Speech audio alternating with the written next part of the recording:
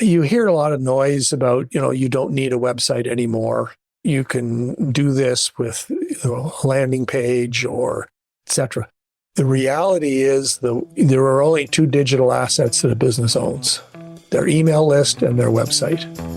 Everything else is rented land.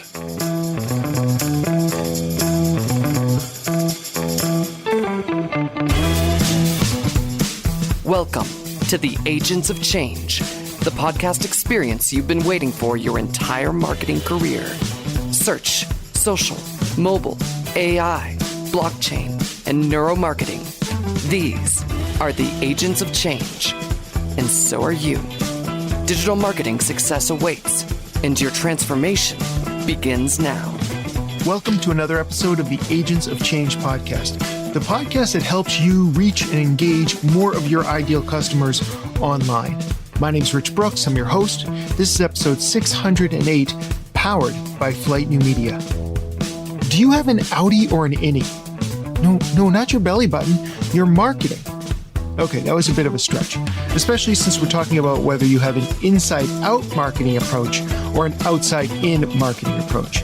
Because understanding the difference and which one your company uses can make all the difference between engaging your ideal customers or turning them away.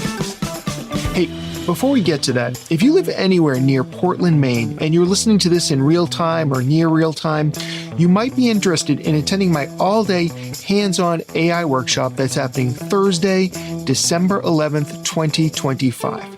It's called Smarter, Not Harder, Integrating AI into Your Workflows. Now, this is an in-person event, and I've limited to just 12 people, so I can make sure everyone is getting value and everyone feels empowered to use AI by the time they leave.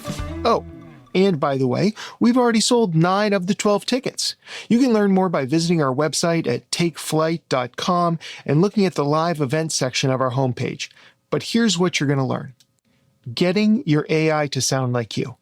Using AI to generate buyer personas, branding in the age of generative sameness, using AI for deep research into clients, competitors, and industries, using AI to improve deliverables, not just speed, building custom GPTs for sales, support, or internal use, new strategies for content creation, email marketing, and SEO, interactive sessions with ChatGPT and other large learning models, and live workthroughs of tools like Fathom, ChatGPT, Canva, Descript, and more.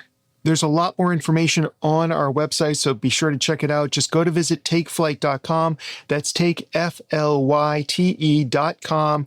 Scroll down to the live event section and it'll answer all of your questions. I'll also include that link in the show notes for this week. And now, on with the show. Since 2010, my next guest has built his client's business with digital marketing. Today, he is passionate about websites and helping the rest of us understand online marketing. His customers value his jargon-free, common-sense approach. He explains the ins and outs of digital marketing in ways that make sense. Today, we're going to be rethinking our websites and how they impact the customer journey with James Hipkin. James, welcome to the podcast. Hey, Rich, I'm really, really happy to be here. So, James, you've said that most marketing problems aren't about execution, they're about a lack of strategy. So what do you mean by that?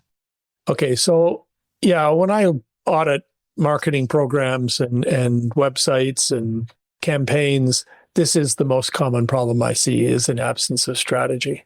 And the analogy that I use is the three-legged stool. The three-legged stool actually has 4 parts. There's the seat, which is the SMART objective. And a SMART objective, is it specific? Is it achievable? Is it relevant? And is it time-bound? And then there are 3 legs. The first leg is the marketing strategy. And that's the who and the why. And that's the piece that's often squishy. Then there's the marketing plan, which is the how and the when. And everybody's enthusiastically executing all kinds of stuff. But if they don't have the first leg, the who and the why, then they're just standing on the rooftop shouting at the world at large. And then the third leg is measurement.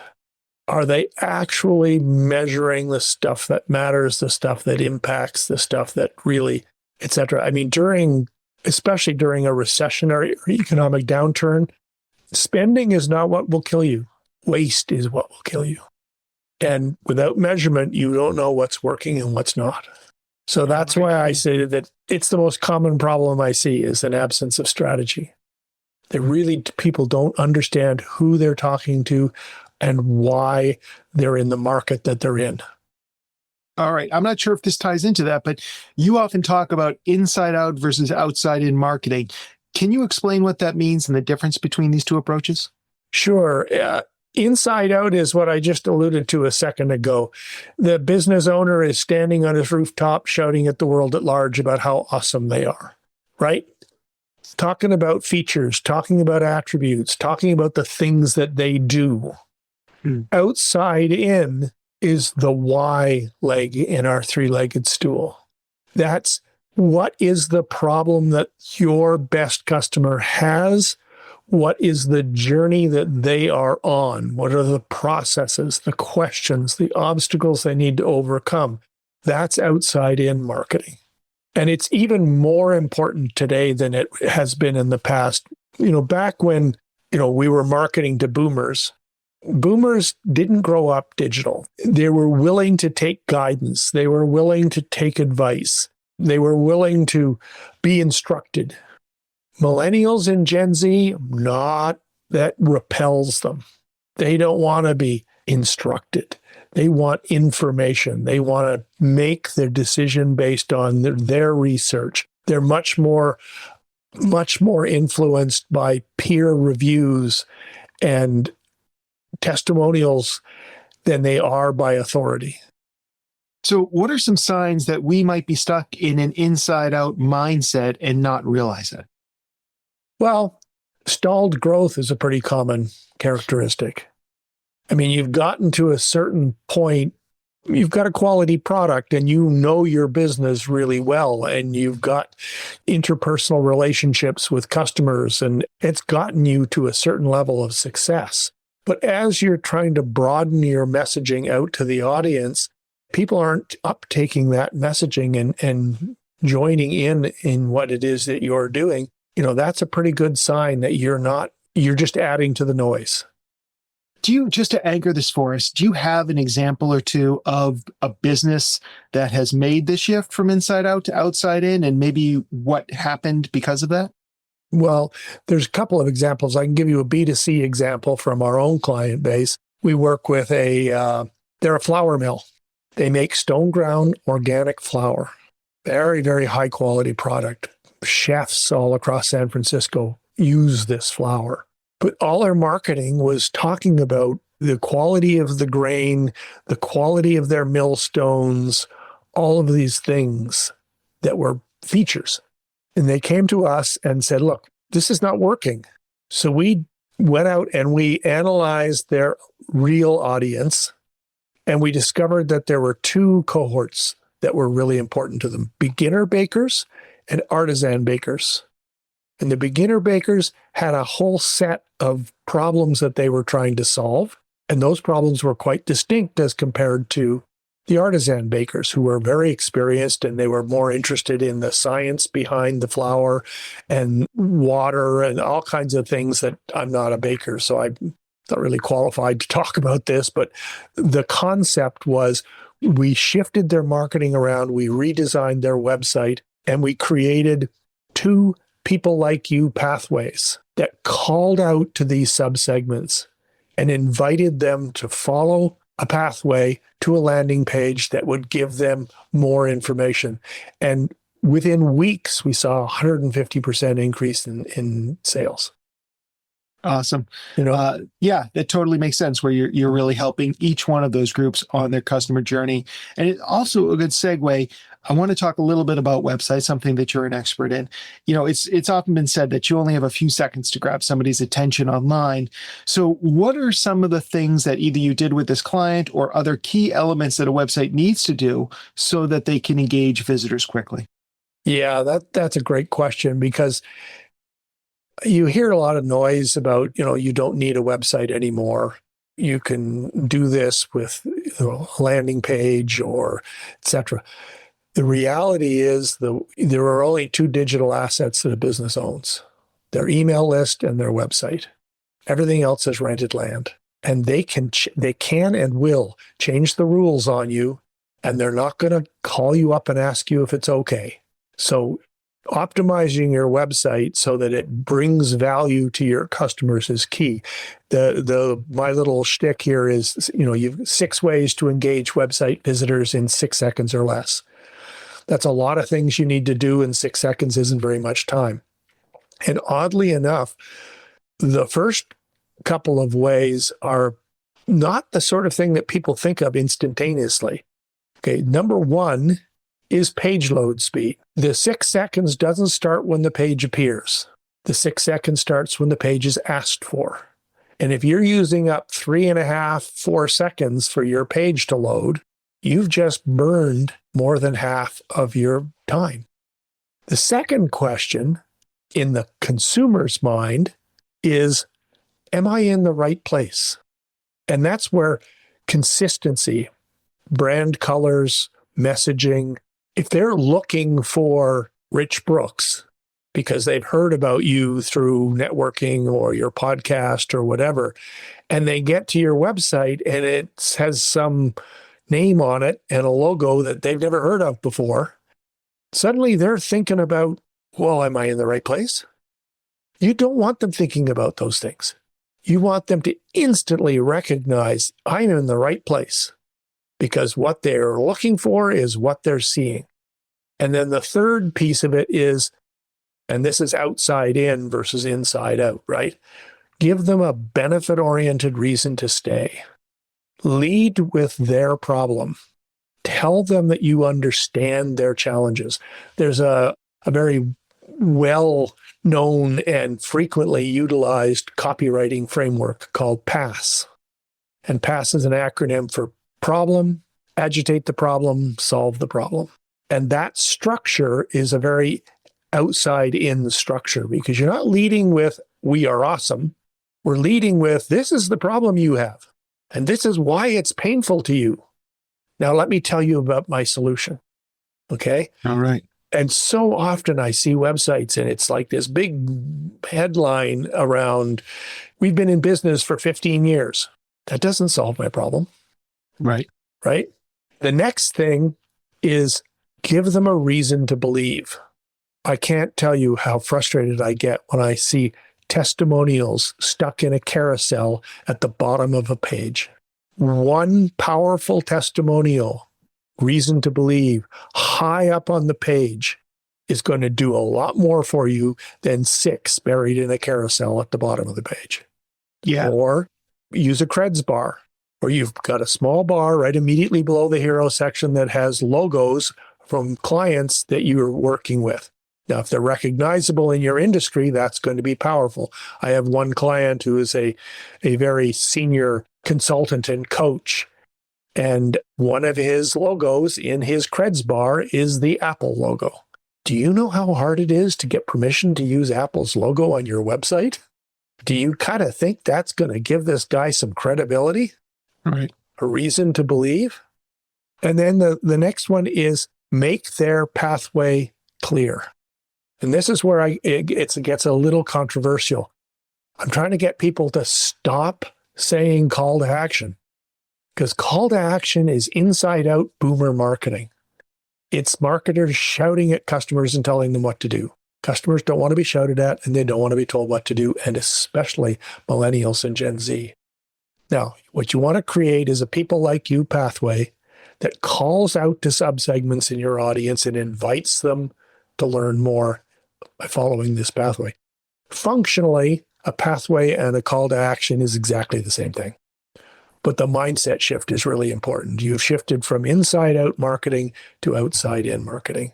Just with that. James, can you give me an example? Like a call to action might be, use our calculator, find out your savings, or talk to one of our service representatives today, something like that. So what might take its place with more of a inside out, or I'm sorry, with an outside in mentality? Well, what might take its place might be, I'll give you an example of another client that I've worked with. She was a professional public speaker. People would pay her $10,000 to come to their event and speak. When we analyzed her audience, she really had 3 audiences. There were the event project managers who were booking speakers. There were HR professionals who were looking for professional communicators who could come in and help their executive leadership team be better communicators. And then there were senior level executives, mostly women, who had suddenly found themselves on stages and didn't know what to do. They were looking for coaching. Now, other than the gender being basically the same, all women, there was no similarities between these three groups, right? So we created 3 pathways on the website. The first pathway called out to event project managers. Are you an event project manager? And there was a picture of an event and a harried, headset on person, event manager. And then there was a couple of sentences that talked about what they could expect to learn. And then there was a button that said, click here. And then we did one for HR professionals. Are you an HR professional who you're looking for? You've got an executive team that can't communicate. A couple of picture, woman in her office, surrounded by files and computers, and then a couple of sentences and a button. Then, are you a senior level executive? So there was a senior female executive standing on a stage looking terrified, right? So we created 3 pathways, and it worked like gangbusters, because it really, when somebody selects a pathway, Rich, 2 very important things have happened. They've told you exactly who they are, and they've given you permission to give them more information. That is so much better than regurgitating everything you can think of onto the homepage and hoping that they'll sort it out. It also feels like it's one of those little yeses that lead to bigger yeses. Yes, I am the harried event planner.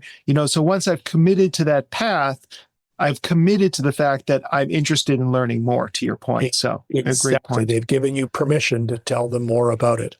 Now, James, the 2 examples you've given us so far, the mill and then this coach/speaker, both of these people seem to have pretty good senses of who their audience is. But let's be honest, I'm sure you've worked with a lot of clients who may not be quite as crystal clear on who their audience is, and they may not have the budget to do some deep customer research. AI is becoming a tool that a lot of us are using these days. Mm-hmm. How might you recommend that we use AI to better understand our audiences if we don't have the budget to go do deep research on our own? Well, there's a couple of ways. One of the things that we will do is Reddit can be an excellent source for customer sentiment. You have to be careful when you're using resources like Reddit, but it's a bit like doing political research with telephone surveys, right? So who you're really researching is the small percentage of people in America that still have phones, right? So you want to be careful, but it is a good place to reach the sentiment. So if you can find the subreddits, like for example, with our bakery client, the reason we discovered what to talk about to those 3 cohorts was we went into Reddit and we said, over the past 12 months, what are the common problems that people are facing?